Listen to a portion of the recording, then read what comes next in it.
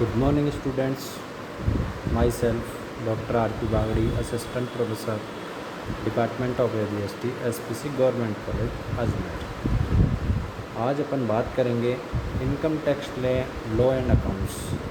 ABST में जो आपका फर्स्ट पेपर है बीकॉम थर्ड ईयर के स्टूडेंट्स के लिए, उसके बाद बारे में भी चर्चा करेंगे। इससे संबंधित वीडियो मैंने पूर्व में भी डाले थे और आज फिर बात करते हैं अपन मॉनेटरी सैलरी,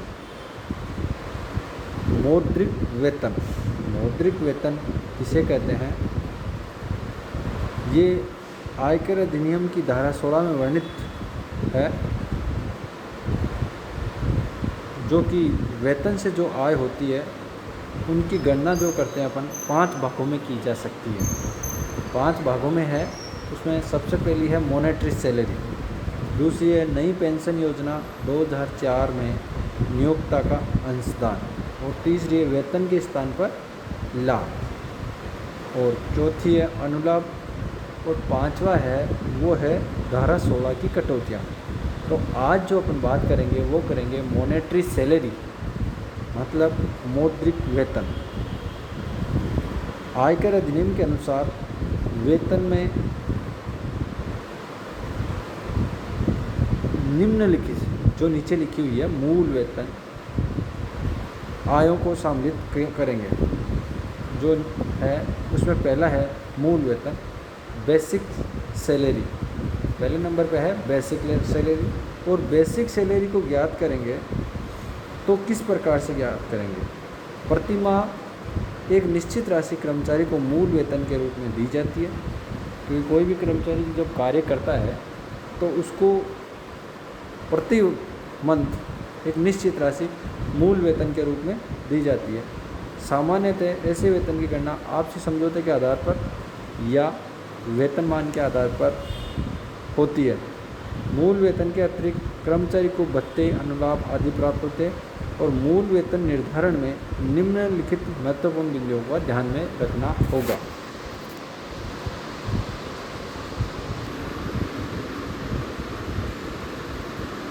इसमें मूल वेतन में जो सबसे पहला पॉइंट है वो है पे स्केल अथवा ग्रेड पे। वेतनमान सामान्यतः एक कर्मचारी की नियुक्ति एक निश्चित वेतनमान में होती है। वेतनमान के अनुसार मूल वेतन की गणना उसमें कोई वार्षिक वृद्धि की गणना की जाती है। वेतनमान जैसे जब भी कोई वैकेंसी निकलती है तो उसमें एक वेतनमान दिया होता है, जैसे 15,000, फिर 400, फिर 19,000 और फिर 800 और फिर 23,000। इसका मतलब यह है कि उसका जो वेतन की शुरुआत होगी वो 15,000 से शुरू होगी, फिर एक साल बाद उसके 400 रुपये बढ़ेंगे, फिर जब तक बढ़ते जाएंगे तब तक वो 19,000 नहीं होंगे, और जिस दिन 19,000 हो जाएंगे उसके बाद उसकी सैलरी जो मंथली जो ग्रेड पे जो बढ़ेगा वो 800 रुपये से बढ़ता जाएगा। कहने का मतलब 19,000, और 19,000 से जो अगला वर्ष आएगा उसमें हो जाएगी 19,800 रुपये। इस प्रकार से ये 23,000 रुपये तक होगा। कर्मचारी को प्रारंभ में 15,000 रुपये मूल वेतन मिलेगा तथा प्रत्येक मूल वेतन पे 400 रुपये की वृद्धि इंक्रीमेंट होगा, ठीक है, जो 19,000 तक पहुंचने तक जारी रहेगा। 19,000 रुपये मूल वेतन के पश्चात उसको 800 रुपये होगी, तब तक जारी रहेगी, तब तक उसका वेतनमान 23,000 नहीं हो जाता। वेतन वृद्धि एक वर्ष में एक बार मिलती है। वेतन वृद्धि एक वर्ष में या तो 1 जुलाई को मिल सकती है या फिर जनवरी में मिल सकती है, और मोस्टली ये जुलाई में सरकारी कर्मचारियों के जो इंक्रीमेंट होता है वो 1 जुलाई को मिलता है। वेतन वृद्धि अगले वर्ष में उसी माह की प्रथम तिथि को मिलती है जिस माह में कर्मचारी ने नौकरी प्रारंभ की है। जैसे उक्त वेतनमान में कोई कर्मचारी 15 अक्टूबर 2017 को नौकरी प्रारंभ करता है, जो मैंने बताया ना 15,400 फिर 19,800, तो उस समय उसका वेतन 15,000 रुपये मासिक होगा, और अगले वर्ष 2018 अक्टूबर को प्रथम तिथि को उसका वेतन 15,400 हो जाएगा।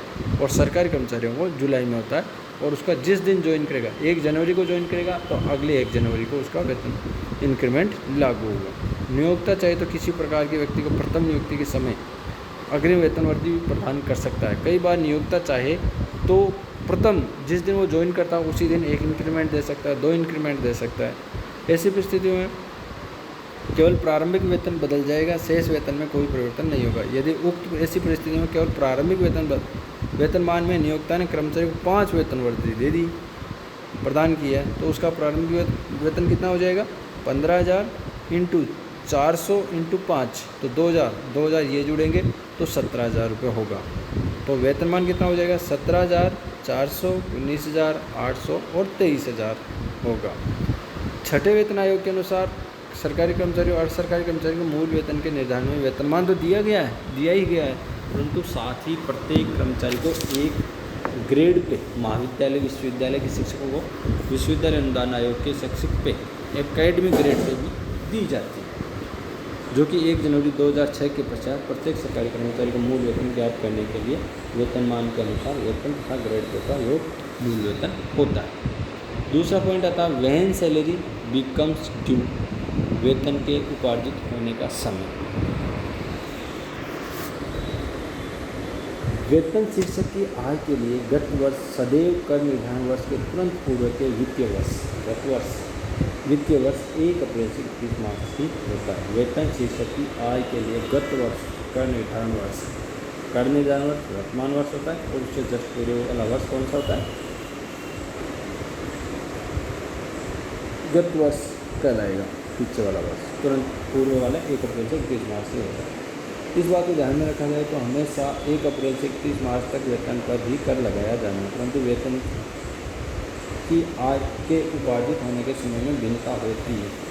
अतः जो वेतन 1 अप्रैल से 31 मार्च तक के अवधि में उपार्जित होता है उस पर संबंधित कर निर्धारण वर्ष में कर लगाया जाए। ठीक है। इसके बाद अगला पॉइंट करते हैं मूल वेतन के कर योग्य होने का आधार, बेसिस ऑफ चार्जेस। वेतन को कर योग्य करने के 2 आधार हैं, ड्यू बेस और दूसरा रिसिप्ट बेस। या तो प्राप्त कर ले या ड्यू हो जाए। इन दोनों आधारों में से जो घटना पहले घटित हो जाए उसी समय वेतन कर योग्य हो जाता है। अगर प्राप्त हो जाए तो, और अगर ड्यू हो जाए तो, दोनों में से जो भी पहले होगा तो ये माना जाएगा। यदि किसी एक आधार पर वेतन को एक बार कर योग्य कर लिया है तो दूसरे आधार पर घटित होने पर उसी वेतन को पुनः करनी, मतलब डबल टैक्स कभी नहीं लगेगा।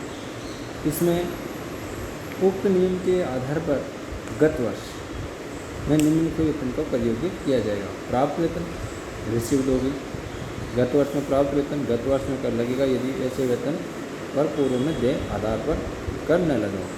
दूसरा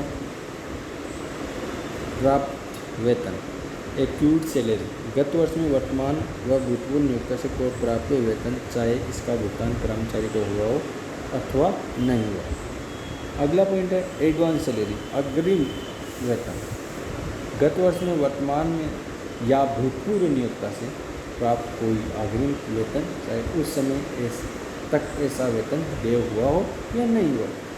सामान्यतः ऐसे वेतन गत वर्ष के पश्चात वाले वर्ष में देय होता है। उदाहरण के लिए यदि जनवरी 2019 में कर्मचारी अपनी नियोक्ता से 5 माह जनवरी से मई 2019 तक का वेतन अग्रिम लेता है तो उसमें ये जनवरी से मार्च 2019 तक के वेतन तो उक्त ए या बी के अंतर्गत प्राप्त या एक्यूट सैलरी में आएगा। ठीक है, अंतर्गत सम्मिलित हो जाता है। मतलब अप्रैल और मई 2019 का वेतन गत वर्ष 2018-19 के लिए अग्रिम वेतन कहलाएगा। ठीक है। अगला पॉइंट है वेतन का बकाया, एरियर ऑफ सैलरी। यदि गत वर्ष का बकाया वेतन भी वर्तमान गत वर्ष में प्राप्त हुआ हो तथा पूर्व में इस वेतन नहीं माना गया है तो प्राप्ति वेतन माना जाएगा, वो कर योग्य। अगर पहले वेतन का कोई बकाया रह गया और वो अब प्राप्त हुआ है और पहले उस पर टैक्स नहीं लगाया गया, टैक्सेबल नहीं माना गया, तो अब उसे टैक्सेबल मानेंगे। इसके बाद अपन बात करते हैं डियरनेस पे। महंगाई वेतन, महंगाई बढ़ने पर सरकार वर्तमान में संशोधन करती है, परंतु यदि लंबे समय तक वेतनमान संशोधित नहीं किए जाते हैं तो सरकार अपने कर्मचारी को अंतिम राहत देने के लिए महंगाई वेतन का भुगतान करती है। यह मूल वेतन की तरह ही होता है। राजस्थान सरकार के परिपत्र क्रमांक 2672 के अनुसार महंगाई वेतन को मूल वेतन की तरह ही लेने की अनुशंसा की है। अतः महंगाई वेतन मूल वेतन ही माना जाता है। महंगाई भत्ता और अन्य भत्ते जो पहले मूल वेतन पर आधारित थे, अब मूल वेतन और महंगाई वेतन के योग पर आधारित होंगे। इसके बाद आता है कमीशन फीस इत्यादि। कमीशन फीस मूल वेतन के अलावा कर्मचारी को अपने नियोक्ता से प्राप्त कमीशन फीस आदि के रूप में मिली राशियां भी वेतन से आय में शामिल की जाती है। जो कमीशन नियोक्ता से कमीशन प्राप्त हो गया, फीस प्राप्त हो गई, तो ये भी मूल वेतन में शामिल की जाएगी। कमीशन फीस आदि का सभी भुगतान समयाधारक पर मासिक हो सकता है, वार्षिक हो सकता है, या वेतन के निश्चित प्रतिशत के रूप में भी हो सकता है। बोनस नियोक्ता द्वारा कर्मचारी को देय बोनस प्राप्ति आधार पर कर योग्य होता है, अर्थात वास्तव में प्राप्त होने पर ही बोनस वेतन में जोड़ा जाएगा। जीवन बीमा निगम के विकास अधिकारियों को मिला प्रलोभन बोनस, इंसेंटिव बोनस भी वेतन माना जाता है। इस आज के वीडियो में इतना ही। इसके बाद इसी के साथ अपना ये वीडियो ख़त्म।